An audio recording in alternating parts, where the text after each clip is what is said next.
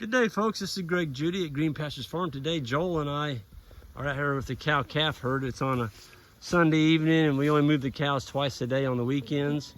And so we came out here tonight, and we gave them such a big paddock this morning. We were just surprised how much forage is in here. I think this will be the first time this summer that we didn't move them because it was so much for they haven't even walked through some of it yet. Yeah. Down here below the pond, we're able to use the pond now on that tire tank. There's areas down there they haven't even walked through. But Joe, if you look at that cow herd, you've been doing the high density grazing hourly moves through the week where you're moving them every hour or every couple hours.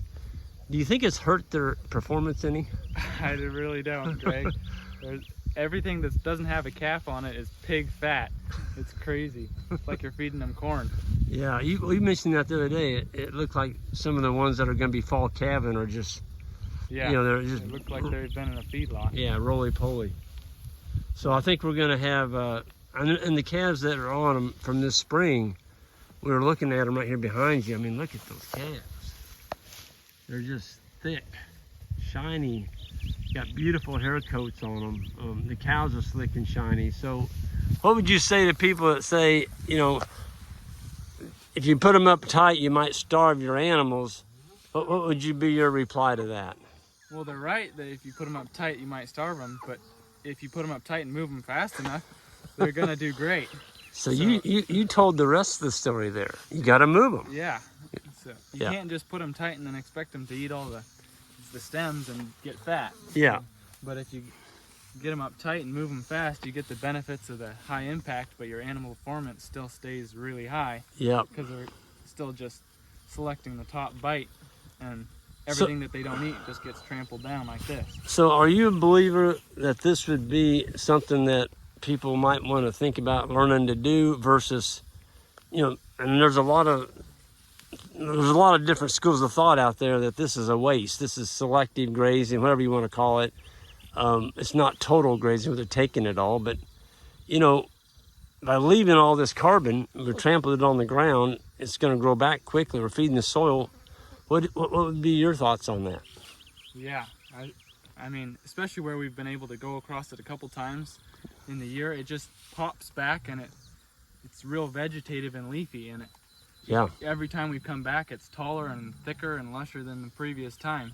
Yep. Here they're laying a lot down because it's so stemmy. Right. But it's still going to come back as great stockpile, I would think. Because this hasn't been grazed all year. Not once. Not once. So from basically April until the third week of July, this has just been allowed to grow. All this in front of us.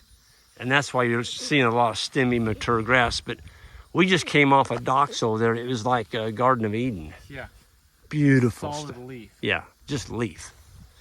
So, you know, Joe, if you look at the back of those cows, and this is to you all watching too, folks. When you look at the back of your cows, look for the hip bone that's sticking out on the side, on the left side of those cows. Right in front of that hump there at the back of their back, there shouldn't be an impression sunken in like a cereal bowl. You don't see that on any of those cows. You don't see it on the calves either. They're all just fat. So, I don't know.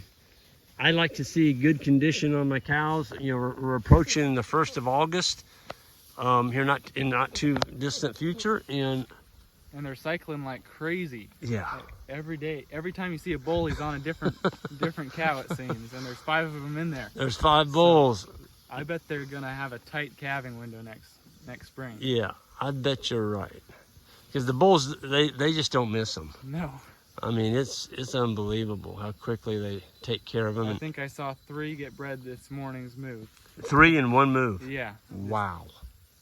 That's just with you being here. Right. Who knows what they've done the rest of the day. Well, when we got here a while ago and we drove up here, I could see a couple being ridden by bulls when we got here. So, yeah.